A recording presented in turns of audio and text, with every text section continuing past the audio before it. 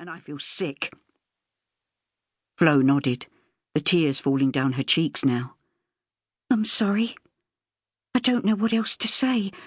I suppose I just couldn't find the courage to tell you I didn't want to stop. I was scared of what you would say. I didn't mean to let you down." "But you did, and I don't know if I can forgive you," Neil replied, his voice breaking with emotion. Cold fear flooded Flo's heart. "You can't mean that. I made a mistake." "Yes, you did. And at the moment I'm so angry with you I can barely look at you. I'm going back to the ship early." "Neil, please." Flo begged, only for Neil to cut her off. "I can't, Flo." With that, he dropped a kiss onto her forehead and walked away.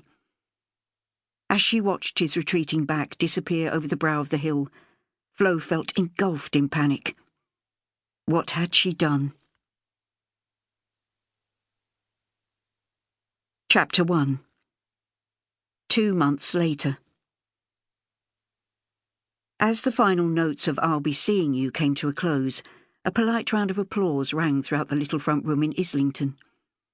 Wiping away her tears, Flo Canning lifted her chin and clapped the loudest, aware that as chief mourner it was up to her to show her gratitude for the wake thrown in her husband Neil's honour. Singing might have been the last thing she felt like doing, but Florence, or Flo as she was better known, was well aware that sing-songs were the norm in the street and always had been. Whether it was a wedding, christening, or in this case a funeral, song had always marked an occasion. Usually Flo was only too happy to join in, or if her Auntie Aggie was singing, she would accompany her on the piano. Flo had grown up around music, and Aggie used to joke that Flo had burst into song long before she could walk. She certainly had the looks for it. With her twinkling green eyes, peaches and cream complexion, and tall, slim frame, Flo knew how to make the best of herself, especially when it came to putting on a performance. But not any more. As far as Flo was concerned, there would be no more singing, not today, not tomorrow, in fact, never again. She had made a silent vow that she would never so much as hum, and despite the fact she could tell her father-in-law John had finished and was now encouraging her to get up and give them a song, Flo kept her eyes fixed on the floor. She didn't care how much people tried to cajole her.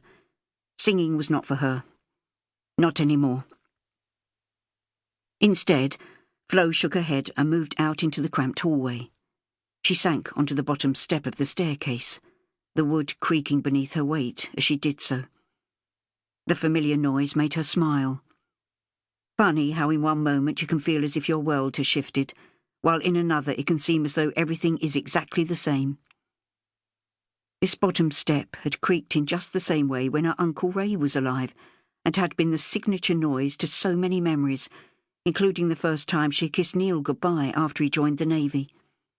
He had stood on the very same step, the wood groaning in as much inward protest as Flo, as he promised to return home safe and sound once the war was over.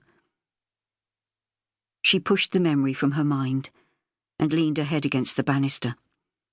The sad fact was, Neil had been unable to keep that promise. He had been killed serving on the HMS Veteran last month. The destroyer had been hit by 2 German torpedoes south of Iceland in a devastating attack, and there had been no survivors. Today, as she had said goodbye to her husband at his funeral, the realization that she would never see him again had hit her squarely in the stomach. Unbidden tears began to well again. Flo bit furiously on the insides of her cheeks to try and stop the sobs. She would save them for later, when she was alone. Aggie had taught her that. "Nobody wants to see your tears, sweetheart," she'd always said. "Save them for behind closed doors." And that was precisely what she would do when everyone had gone home. She would weep and weep until there were no more tears left to be shed. In the space of 12 months, she had married the love of her life, said goodbye to the aunt who had been like a mother to her, and now she had buried her husband.